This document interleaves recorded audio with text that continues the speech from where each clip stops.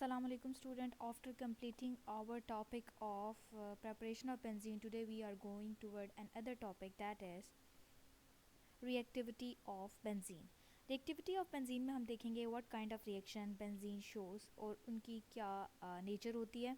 तो जब भी हम रिएक्शंस की बात करते हैं मेनली हम दो कैटेगरीज को डिस्कस करते हैं, those are addition reaction and second one are substitution reaction. अब जो बेंजीन होती है, बेंजीन के अंदर एक्सेसिव अनसेचुरेशन मौजूद होती है, काफ़ी ज़्यादा डबल बॉन्ड मौजूद होते हैं। होना तो ये चाहिए था, इसका बिहेवियर मैच करता अल्कीन के साथ, और अल्कीन मोर फेवरेबली जो टाइप ऑफ रिएक्शन देते हैं वो होते हैं एडिशन रिएक्शन। लेकिन जो बेंजीन होती है that don't support addition reaction much. Addition reaction ज़्यादा सपोर्ट बेंजीन नहीं करती, ज़्यादातर जो बेंजीन है वो सब्सटीट्यूशन रिएक्शन देती है। और उसकी रीज़न क्या होती है? उसकी रीज़न ये होती है, अगर आपने बेंजीन का जब हमने एटॉमिक ऑर्बिटल ट्रीटमेंट देखा था तो हमने कहा था कि इसके जो पाई इलेक्ट्रॉन होते हैं, जो इलेक्ट्रॉनिक क्लाउड होते हैं, वो स्ट्रॉन्ग शेथ बनाते हैं। ये कुछ इस तरह की इलेक्ट्रॉन्स का एक क्लाउड सा जो होता है वो एक शेथ से बना देता है। इस शेथ को ब्रेक करना ईजी नहीं होता, इसलिए addition reaction benzene favourably show नहीं करता। तो बेंजीन कौन से रिएक्शन शो करता है? बेंजीन मोर फेवरेबली शो करता है सब्सटीट्यूशन रिएक्शन, और सब्सटीट्यूशन के लिए इलेक्ट्रोफिलिक सब्सटीट्यूशन रिएक्शन आ जाता है हमारे पास रिएक्शन। तो benzene shows electrophilic substitution reaction. Electrophilic substitution reaction का क्या मतलब है कि इलेक्ट्रोफाइल आकर सब्सटीट्यूट हो जाएगा बेंजीन के ऊपर।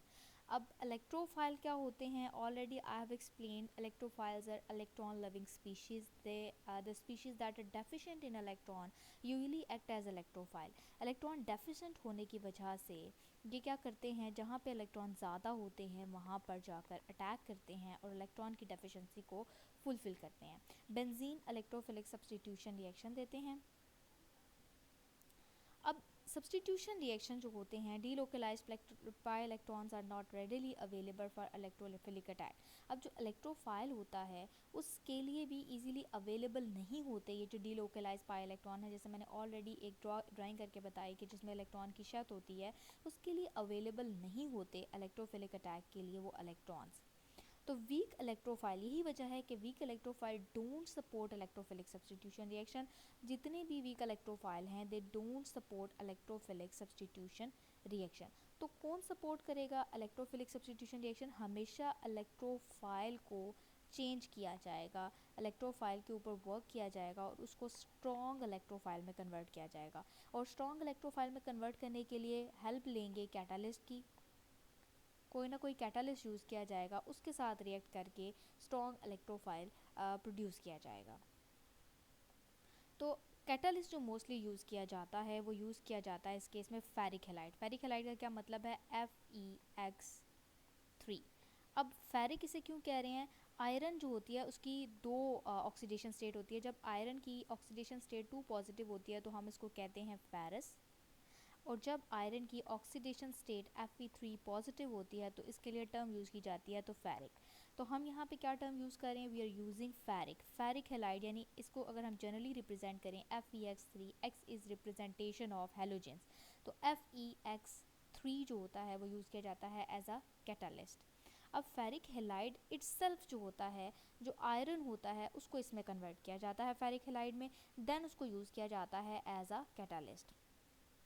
अब ये जो प्रोसेस है कैसे कन्वर्ट किया जाता है, उसमें ये आ जाता है कि आयरन सबसे पहले उसको कन्वर्ट किया जाता है फेरिक हैलाइड में, और जो फेरिक हैलाइड होता है वो जाके रिएक्ट करता है इलेक्ट्रोफाइल के साथ। जो भी इलेक्ट्रोफाइल यूज़ किया जाएगा उसके साथ जाके फेरिक हैलाइड रिएक्ट करता है और फिर जाके स्ट्रॉन्ग इलेक्ट्रोफाइल प्रोड्यूस होता है। मीन जो कॉमन इलेक्ट्रोफाइल होता है it become strong electrophile by treating it with a specific catalyst. In this case we are discussing about ferric halide. Ferric halide comes from iron. When iron is treated with a halogen, it gives ferric halide, and then ferric halide treated with the electrophile produce strong electrophile. अब इसका mechanism किस तरह का होता है हम वो देख लेते हैं। तो इलेक्ट्रोफिलिक सब्सटीट्यूशन रिएक्शन का मैकेनिज्म यही आ गया। सबसे पहले हमने कहा था कि आयरन से यानी Fe से हम प्रोड्यूस करेंगे फेरिक हैलाइड, और कैसे होगा? 2Fe plus 3x2 will react to produce 2FeX3। ये हमारे पास आ गया फेरिक हैलाइड। अब ये जो फेरिक हैलाइड होगा वो किसी भी इलेक्ट्रोफाइल के साथ रिएक्ट करके उसको स्ट्रॉन्ग इलेक्ट्रोफाइल में कन्वर्ट करेगा। हम यहाँ पे जो इलेक्ट्रोफाइल डिस्कस कर रहे हैं वो हम हैलोजन ही डिस्कस कर रहे हैं। ये Fex3 रिएक्ट करेगा हैलोजन के साथ और प्रोड्यूस कर देगा Fex4 नेगेटिव आयन। अब ये क्या है Fex4 negative ion? That is tetra haloferrate ion. Tetra haloferrate ion. और साथ ही साथ इसके साथ प्रोड्यूस हो गया X positive. This X positive जो हैलोजन के केस में है इसे हम कहते हैं halogenonium ion. Halogenonium ion and it is a strong electrophile. अब हुआ क्या कि जो हमारे पास सिंपल हैलोजन था वो X पॉजिटिव में कन्वर्ट हो गया और ये एक स्ट्रॉन्ग इलेक्ट्रोफाइल बन गया। अब दिस स्ट्रॉन्ग इलेक्ट्रोफाइल जो कि हमारे पास हैलोजिनोनियम आयन है, this strong electrophile will attack on benzene and extract it electron. तो ये रिएक्शन होगा नेक्स्ट। ये देखिए अब ये बेंजीन है, इसके साथ सबसे पहला स्टेप आ जाएगा अटैक ऑफ हैलोजिनोनियम आयन। ये हैलोजिनोनियम आयन अटैक करेगा, ये इलेक्ट्रॉन को एक्सट्रैक्ट कर लेगा यहाँ से और ये जाकर अटैच हो जाएगा इसके साथ। अब इसको थोड़ा सा अगर आप देखें तो कुछ यूँ हो जाएगा, ये X पॉजिटिव, ये इलेक्ट्रॉन ने अटैक किया ऑन दिस X पॉजिटिव और ये एक तरह से कम्प्लेक्स बन गया। अब यहाँ पे जो डबल बॉन्ड था, ये जो पाई इलेक्ट्रॉन थे यहाँ पे ब्रेक कर गए और इसको इन्होंने कन्वर्ट कर दिया सिग्मा बॉन्ड में। और ये जो H है इससे कंफ्यूज नहीं होना, ये ऑलरेडी जो बेंजीन का H है ये वही है और यहाँ पे जाकर हैलोजिनोनियम आयन इसके अंदर ऐड हो गया। अब ये एक तरह से एक अनस्टेबल कंपाउंड बन गया है, एक अनस्टेबल स्पीशी बन गई है। इस अनस्टेबल स्पीशी को इस केस में हम कहेंगे बेंजीनोनियम आयन। इसको हम कहेंगे बेंजीनोनियम आयन। इसके अलावा हाँ अगर हम इसका जनरल नेम करें तो इसको एरीनियम आयन भी कहते हैं। एराइल से ये वर्ड डिराइव हुआ है। अगर आप यहाँ पे देखें ये प्लस साइन शो कर रहा है, ये प्लस साइन क्यों आ रहा है? यहाँ पे जो कार्बन थी जो CH यहाँ पे कुछ इस तरह से मौजूद थी, वो यहाँ पे डबल बॉन्ड जब ब्रेक कर गया तो अब इसकी वैलेंसी सेटिस्फाई नहीं हो रही और ये जो हमारे पास थी इसकी जो वैलेंसी सेटिस्फाई ना होने की वजह से यहाँ पे C will carry positive charge. तो ये पॉजिटिव चार्ज यहाँ पे शो किया हुआ है और ये जो एक अनस्टेबल कंपाउंड है दैट इज़ कॉल्ड बेंजीनोनियम आयन। ये पावरफुल इलेक्ट्रोफाइल के अटैक से बना। अब नेक्स्ट स्टेप क्या होगा? नेक्स्ट स्टेप में जो आपके पास एक साइड प्रोडक्ट प्रोड्यूस हुई थी Fex4 नेगेटिव, ठीक है, ये Fex4 नेगेटिव इसके साथ रिएक्ट करेगा और इसमें से प्रोटॉन को एक्सट्रैक्ट करेगा। अब क्वेश्चन ये आता है यहाँ पे ये अब एक डबल बॉन्ड तो ब्रेक हो गया था, यहाँ पे भी कोई एडिशन हो सकती थी, एडिशन प्रोडक्ट भी बन सकती थी, लेकिन बेंजीन की जो होती है वो एडिशन प्रोडक्ट यहाँ पे पॉसिबल नहीं है। Why addition product is not possible? क्योंकि इस तरह से स्टेबिलिटी ऑफ बेंजीन लूज़ हो जाएगी, तो इसीलिए यहाँ पे बेंजीन बनाएगी substitution product instead of addition product.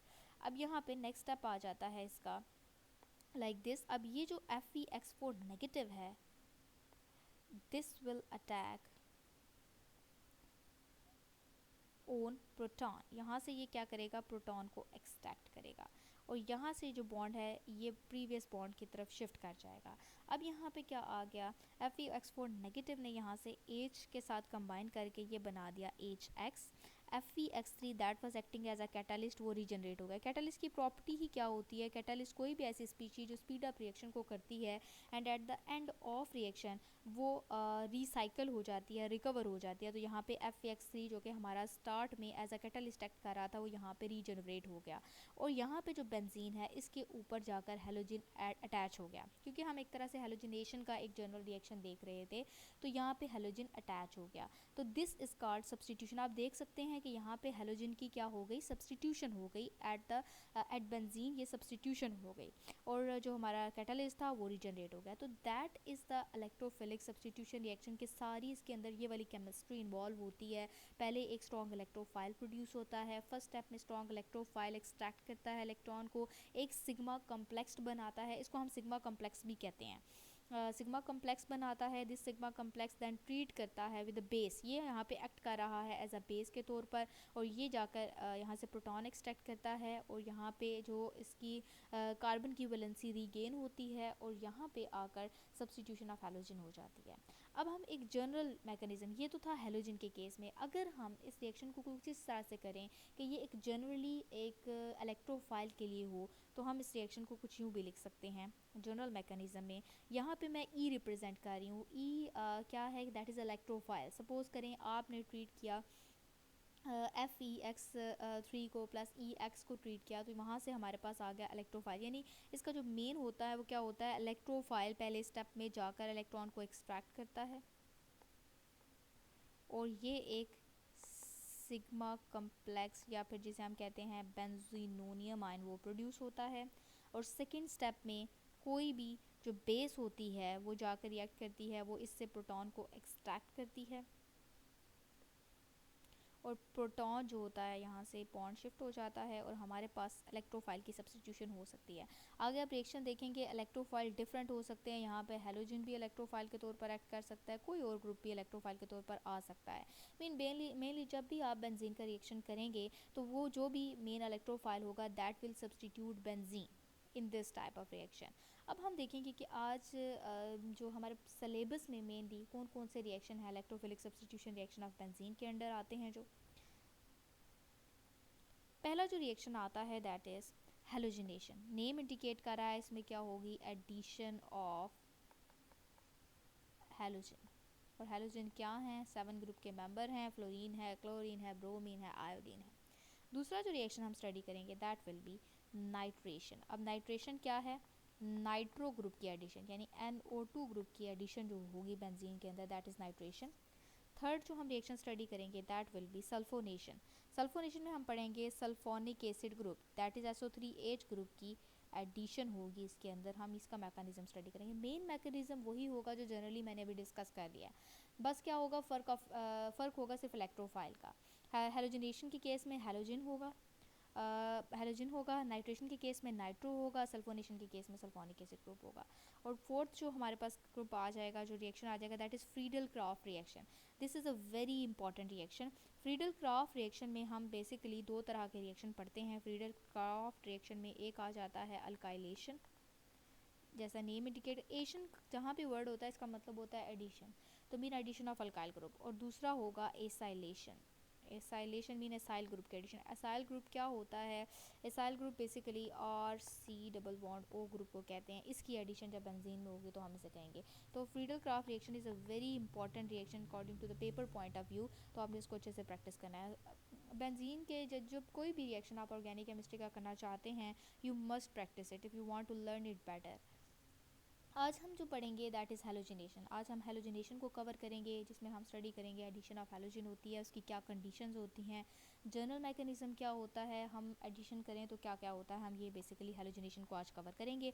Next lecture में हम फर्दर तीनों रिएक्शंस को कवर करेंगे। तो फर्स्ट आ जाता है हैलोजिनेशन, जैसा कि मैंने पहले बता दिया, सबसे पहले आ जाती है what is definition of halogenation. The introduction of halogen group in benzene ring is called halogenation, यानी हैलोजन ग्रुप को ऐड करना जो होता है बेंजीन में, उसे हम हैलोजिनेशन कहते हैं। इस रिएक्शन के जो कैटलिस्ट होते हैं वो आयरन ब्रोमाइड भी यूज़ कर सकते हैं, या आयरन हेलाइड भी कह सकते हैं, या फेरिक हेलाइड कह सकते हैं। इसके अलावा एलुमिनियम क्लोराइड भी यूज़ किया जा सकता है। ये दो कैटलिस्ट मेनली यूज़ किए जाते हैं फॉर द हैलोजिनेशन। अब रिएक्शन जो होता है, क्लोरीनेशन और ब्रोमिनेशन जो होती हैं वो नॉर्मली अकर करती हैं। फ्लोरीनेशन विगरस रिएक्शन होता है, आयोडीनेशन पुअर यील्ड होती है। यानी अगर हम हैलोजन को देखें तो हम मेनली जो रिएक्शन स्टडी करते हैं वो स्टडी करते हैं फ्लोरीन के, क्लोरीन के, ब्रोमीन के, आयोडीन के। तो वो कहते हैं कि फ्लोरीन का जी रिएक्शन तो बड़ा विगरस होता है, काफ़ी ज़्यादा उसमें हीट इवॉल्व होती है। जो क्लोरीन और ब्रोमीन है वो बड़ा नॉर्मल रिएक्शन शो करते हैं, इसीलिए जब भी हम कोई रिएक्शन डिस्कस करते हैं हम क्लोरीनेशन और ब्रोमिनेशन को ही डिस्कस करते हैं। और तीसरा रिएक्शन आयोडीन का आता है कि आयोडीन का रिएक्शन इतना स्लो होता है, उसकी पुअर यील्ड होती है, उसमें प्रोडक्ट ही ज़्यादा ऑब्टेन नहीं होती। तो बीइंग साइंटिस्ट हमें वही रिएक्शन ज़्यादा स्टडी करने पड़ते हैं जिसमें ज़्यादा से ज़्यादा अच्छी यील्ड आए, जो ज़्यादा इकोनॉमिकली भी हेल्पफुल हो। तो सबसे पहला अब हम देख लेते हैं कि इस रिएक्शन का जर्नल मैकेनिज़्म क्या है, जर्नल रिएक्शन होता क्या है। क्योंकि सब्स्टिट्यूशन रिएक्शन है, डायरेक्टली हैलोजन जाके अटैच हो जाएंगे बेंजीन रिंग पे। तो यहाँ पे देख लीजिए, जैसा अगर यहाँ पे डिस्कस कर रहे हैं ब्रोमिनेशन को, बेंजीन है प्लस ब्रोमीन है, आयरन ब्रोमाइड की प्रेजेंस में रिएक्शन कर रहे हैं, तो ये रिएक्शन आ जाएगा, इसमें ब्रोमीन जाके अटैच हो जाएगी और यहाँ से जो हाइड्रोजन निकलेगा वो इस बी आर के साथ, दूसरे वाले बी आर के साथ मिलेगा और एच बी आर की फॉर्म में रिमूव हो जाएगा। इसी तरह से अब हम एक और रिएक्शन स्टडी कर लेते हैं। सपोज़ आपके पास बेंजीन है और आप इसकी क्लोरिनेशन कराना चाह रहे हैं, तो Cl2 है, तो इसके लिए जो आप कैटलिस्ट यूज़ करेंगे वो यूज़ करेंगे FeCl3। तो यहाँ पे अब इसकी जो प्रोडक्ट आएगी that will be Cl will attach on the ring plus यहाँ पे HCl आ जाएगा। इसके बाद नेक्स्ट आ जाता है, हम इस रिएक्शन का मैकेनिज़्म देखते हैं कि कैसा रिएक्शन होता है। बिल्कुल वैसा ही होगा जैसा हमने प्रीवियस स्टडी किया है। मैकेनिज़्म ऑफ हैलोजनेशन में पहला आ जाता है स्टेप कि एक तो हम पहला स्टेप आ जाता है, इसे हम कह सकते हैं जनरेशन ऑफ स्ट्रॉन्ग इलेक्ट्रोफाइल। ये इसका पहला स्टेप आ जाता है, यानी कि हम प्रोड्यूस कर रहे हैं एक स्ट्रॉन्ग इलेक्ट्रोफाइल। और वो किस तरह से आता है, FeX3 प्लस X2 के साथ रिएक्ट करते हैं तो FeX4 negative plus X positive आ जाता है। अब यहाँ पे हमने X की टर्म इसलिए यूज़ की है कि अगर आप क्लोरिनेशन डिस्कस कर रहे हैं तो यहाँ पे Cl3 लें, यहाँ पे Cl2। अगर आप ब्रोमिनेशन डिस्कस करें यहाँ पे Br लें, यहाँ पे भी Br लें। तो depending upon the type of halogen which you are discussing about, यहाँ पे अब क्लोरिनेशन का हम मैकेनिज्म डील करेंगे। यहाँ पे FeCl3 प्लस Cl2 लिया तो क्या प्रोड्यूस होगा, FeCl4 negative plus Cl positive. Again यहाँ पे ये इलेक्ट्रोफाइल है तो पहला स्टेप क्या आएगा, attack of electrophile on benzene. तो ये Cl नेगेटिव यहाँ पे क्या करेगा, अगर आप इसको यूँ लिख दें, ये Cl नेगेटिव यहाँ पे अटैक करेगा और एक तरह से सिग्मा कॉम्प्लेक्स बनेगा। देन सिग्मा कॉम्प्लेक्स जो होगा वो रिएक्ट करेगा। अब ये जो सिग्मा कॉम्प्लेक्स है ये किस में कन्वर्ट हो जाएगा, Cl में कन्वर्ट होगा। और कैसे कन्वर्ट होगा, यहाँ से देखिए, यहाँ उन्होंने थोड़ा सा मैकेनिज्म थोड़ा आपके लिए आसान कर दिया। यहाँ से एक H, यहाँ से ये बॉन्ड शिफ्ट हुआ टुवर्ड हेयर, इसको करेक्ट कर लेती हूँ, ये बॉन्ड यहाँ पे शिफ्ट हुआ। अगर आप H यहाँ पे लिख लें तो ज़्यादा आसान है क्योंकि आपकी शिफ्टिंग ज़्यादा इजी होगी, और Cl को आप यहाँ लिख लें। ये H ने अपना बॉन्ड यहाँ पे शिफ्ट किया और ये H in the form of H positive remove हो गया और Cl की सब्स्टिट्यूशन हो गई।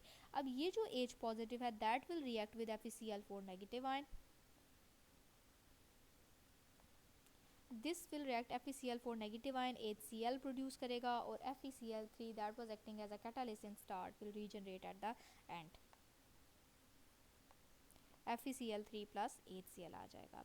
ये तो था हमारा जनरल। इसी तरह से अगर आप ब्रोमिनेशन करना चाहते हैं तो यहाँ पे FeBr3 आ जाएगा, आप Br2 ऐड करेंगे, FeBr4 नेगेटिव आएगा, यहाँ पे Br पॉजिटिव आएगा।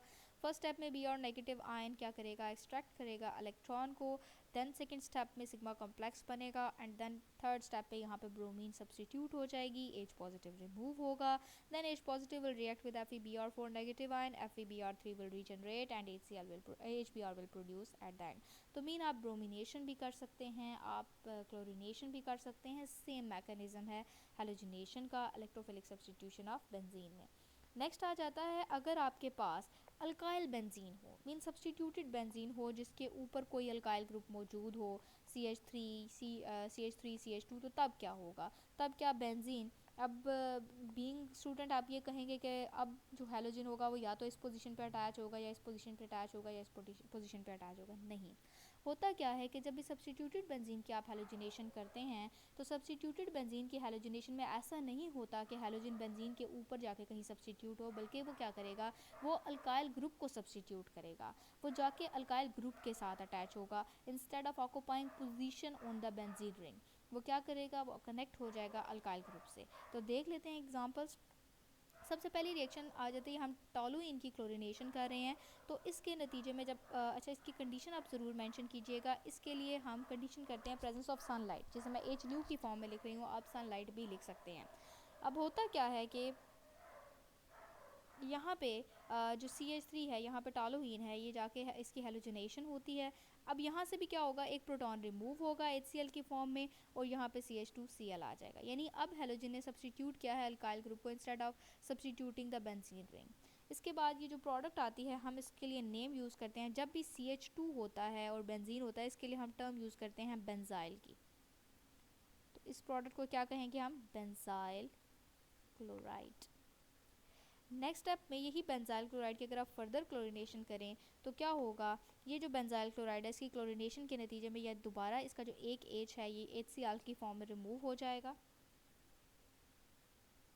ये आई थिंक मैंने नेक्स्ट लिख दिया है। इसमें थोड़ी सी करेक्शन कर लीजिए, जब इसमें से करेंगे आप तो यहाँ पे CH2 आता था बेसिकली, CH2Cl2 आता था। यहाँ पे अब क्या आ जाएगा, यहाँ पे अब एक H रह जाएगा और बाकी HCl की फॉर्म में दूसरा प्रोटॉन HCl की फॉर्म में यहाँ से रिलीज़ हो जाएगा। अब इस कंपाउंड को हम क्या कहते हैं, this compound is called as benzal chloride. Benzal chloride जो प्रोडक्ट आती है दैट इज़ बेंजल क्लोराइड। इसके बाद थर्ड स्टेप में यही जो बेंजल क्लोराइड है दैट विल रिएक्ट, ये जो बेंजल क्लोराइड है Cl के साथ करेगा और जो तीसरा प्रोटॉन है वो HCl के साथ वो Cl के साथ कंबाइन होकर in the form of HCl remove हो जाएगा और प्रोडक्ट आपके पास CCl3 आ जाएगी और इसको हम नेम करेंगे एज बेंजो ट्राइक्लोराइड। तो मीन जब आपके पास अल्काइल बेंजीन हो तो हेलोजिनेशन कैसे होगी, हेलोजिनेशन हमेशा क्या होगी, सब्सटीट्यूटेड जो पोर्शन होगा उसके साथ हेलोजन जाके अटैच होगा। इसके लिए हम कहते हैं कि इसकी कंडीशन बड़ी इंपॉर्टेंट है, ये सारा reaction in the presence of sunlight होता है। अगर आपको याद हो तो जब हमने अल्केन की हेलोजिनेशन की थी तो हमने कहा था कि जो अल्केन होते हैं वो basically in the presence of sunlight he halogenation करते हैं। आई होप सो यहाँ तक स्टूडेंट्स आपको अंडरस्टैंडिंग हो गई होगी। एटलीस्ट आप 5 टाइम्स इस रिएक्शन को करें तो तब आपकी प्रैक्टिस अच्छे से हो जाएगी, आप इसको अच्छे से लर्न करेंगे। तो अल्लाह हाफ़िज़, अपना ख्याल रखिएगा और अपनी इस प्रैक्टिस को कंटिन्यू कीजिएगा अगर आप इसको अच्छे से लर्न करना चाहते हैं।